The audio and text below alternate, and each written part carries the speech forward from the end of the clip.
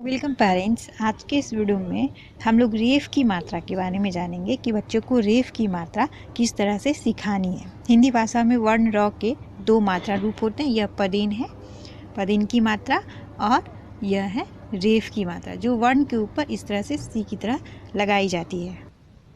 रेफ की मात्रा बच्चों को सिखाना आसान है, बच्चे आसानी से समझ जाते हैं। तो चलो देखते हैं रेफ की मात्रा क्या होती है और इसे कैसे प्रयोग करते हैं। जब भी किसी शब्द के बीच में आधे र का उच्चारण होता है, वहाँ पर रेफ का प्रयोग करते हैं। रेफ की मात्रा का उच्चारण र आधे र की तरह होता है, र, जैसे कि धर्म, कर्म। रेफ की मात्रा अक्षर र का आधा रूप है, इसे वर्ण के ऊपर लगाया जाता है। तो अब चलिए हम लोग इसके कुछ उदाहरण से इसे समझते हैं। रेफ की मात्रा किस तरह से प्रयोग में लाई जाती है। अब यहाँ पे है ह, इसके कुछ शब्द से हम समझते हैं। ह जमा र, ये आधा र है, र ये पूरा र नहीं है, र जमा श, तो यह बनता है हर्ष। इसे इस तरह से लिखेंगे। यह जो आधे र की मात्रा है वो स के ऊपर रेफ के रूप में प्रयोग लाई जाती है। यह रेफ इस तरह से स पे लग जाता है। अब दूसरा उदाहरण देखते हैं। ध जमा र, र आधा र है, र में हलंत है, जमा म, यानी कि धर्म। इसे धर्म नहीं पढ़ते, पूरा र नहीं, ये आधा र है, धर्म, धर्म। तो ये म के ऊपर इस तरह से यह रे का जो र का उच्चारण है, रेफ का उच्चारण, वह म पर इस तरह से रेफ के रूप में लगाया जाता है। तो यह हो गया धर्म।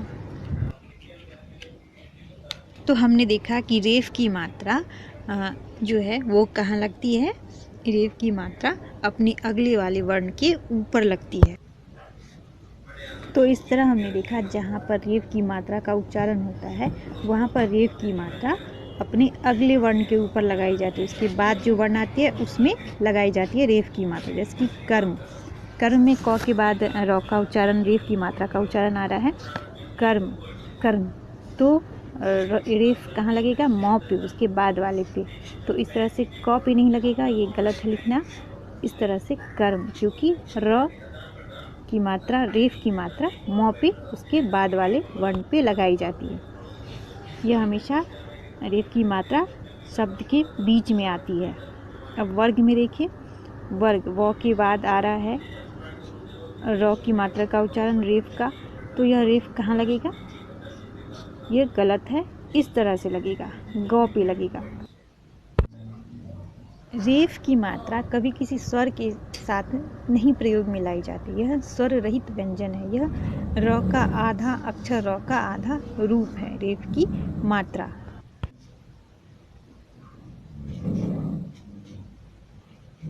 अब यहाँ पे मैंने लिखा है सर्दी। सर्दी का कैसे होता है, कैसे हम लिखते हैं।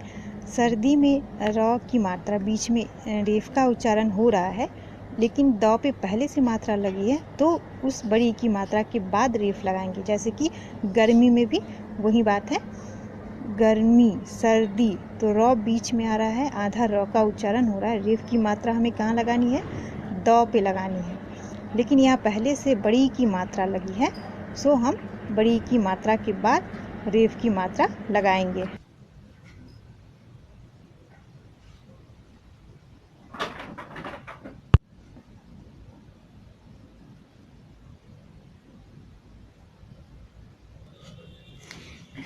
रेफ की मात्रा का प्रयोग करते वक्त एक चीज़ और ध्यान रखना है। अगर रेफ की मात्रा के बाद कोई आधा अक्षर आता है, वहाँ पर रेफ की मात्रा न लगाकर उस पूरे अक्षर पर वह मात्रा लगाई जाती है। जैसे कि अर्घ्य, एक उदाहरण से समझते हैं। अ जमा र, आधा र है, और घ भी आधा है, उसके बाद य है, तो यह र जो है रेफ की मात्रा घ के बदले य पे लगाई गई है। यहाँ पे देखिए, घ पे लगाना चाहिए, लेकिन यहाँ पे घ आधा है, इसलिए यह पूरे वर्ण जो है य, उसके ऊपर लगाई गई है रेफ की मात्रा। तो इस तरह से अर्घ्य बनता है।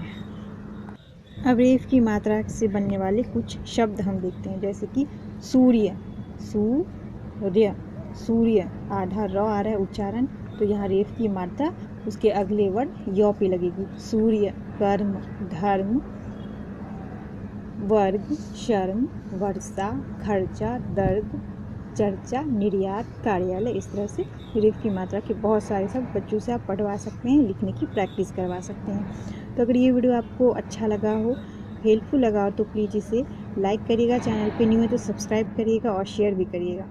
Thank you so much for watching.